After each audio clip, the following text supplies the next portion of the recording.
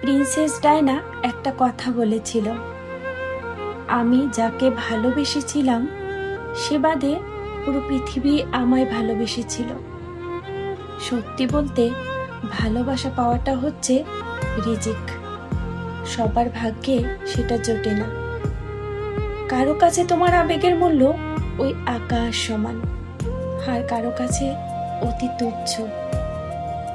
আমি অনেক যত্নশীল পুরুষকে দেখেছি দায়িত্বের খাতিরে যত্ন বাড়িয়ে দিতে, কিন্তু তার মধ্যে ভালোবাসার কোনো ছিটে ফোঁটাও ছিল না। সত্যিটা কি জানো, তুমি যার জন্য পাগল তার সীমাহীন পাগলামি অন্য কাউকে ঘিরে।